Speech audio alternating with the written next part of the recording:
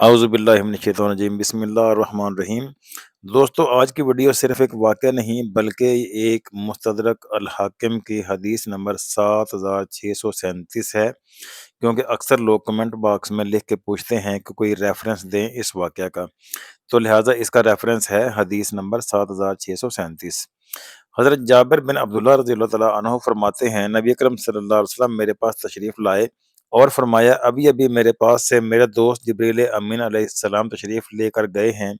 انہوں نے مجھے کہا، اے محمد صلی اللہ علیہ وسلم، اس ذات کی قسم جس نے آپ کو حق کے ساتھ بھیجا ہے، اللہ تعالیٰ کے بندوں میں سے ایک بندہ ایسا ہے جس نے 500 سال تک ایک پہاڑ کی چوٹی پر عبادت کی ہے۔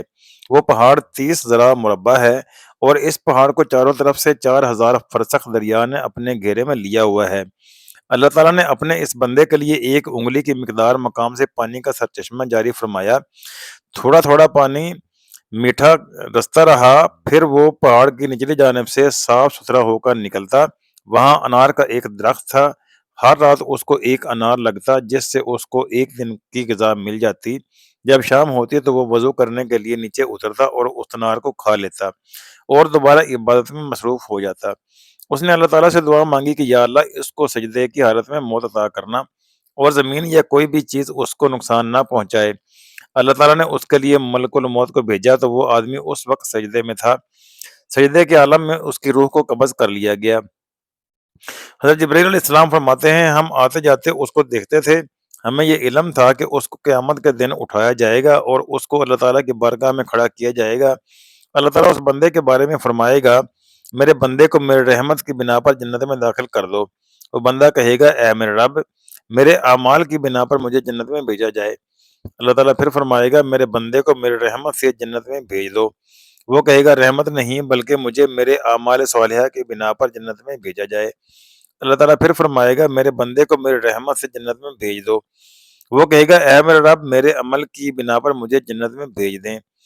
اللہ تعالیٰ فرمائے گا، اس بندے کے اعمال اور اس پر جو میری نعمتیں ہیں ان کا موازنہ کیا جائے۔ صرف آنکھوں کی نعمت ہی اس کی 500 سال کی عبادت سے زائد ہوگی اور باقی پورا جسم تو اس کی عبادت سے کہیں زائد ہوگا۔ اللہ تعالیٰ فرمائے گا، میرے بندے کو دوزخ میں ڈال دیا جائے۔ چنانچہ اس بندے کو دوزخ کی جانب گھسیٹا جائے گا تو پکار کر کہے گا، یا اے میرے رب، مجھے اپنی رحمت سے جنت میں داخل فرما دے۔ اللہ تعالیٰ فرمائے گا، اس کو چھوڑ دو۔ اس کو دوبارہ اللہ تعالیٰ کی بارگاہ میں کھڑا کیا جائے گا۔ اللہ تعالیٰ فرمائے گا، اے میرے بندے، تو کچھ بھی نہ تھا، تجھے پیدا کس نے کیا ہے؟ وہ کہے گا، میرے رب نے۔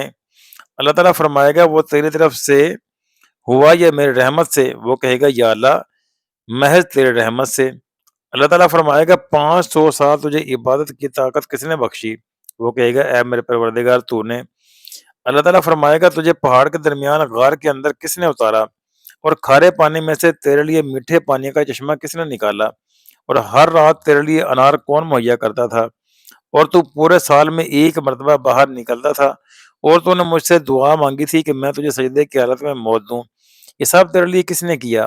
وہ کہے گا، اے میرے رب، سب تو نے ہی کیا۔ اللہ تعالیٰ فرمائے گا، وہ سب میرے رحمت کی بنا پر تھا اور اپنی رحمت ہی سے تجھے میں جنت میں داخل کروں گا۔ پھر فرشتوں سے فرمائے گا، میرے بندے کو جنت میں داخل کر دو۔ اے میرے بندے، تو کتنا ہی اچھا بندہ ہے۔ اللہ تعالیٰ اس بندے کو جنت میں داخل فرمائے گا۔ حضرت جبرائیل علیہ السلام نے فرمایا، اے محمد صلی اللہ علیہ وآلہ وسلم، سب کچھ اللہ تعالیٰ کی رحمت ہی سے ہے۔ دوستو، ویڈیو اچھی لگی تو لائک کیجئے، چینل کو سبسکرائب کر لیجئے۔ ملتے ہیں اگلی ویڈیو میں، تب تک کے لیے دیں اجازت۔ اپنا بہت سارا خیال رکھیے گا۔ اللہ حافظ۔ السلام علیکم ورحمۃ اللہ وبرکاتہ۔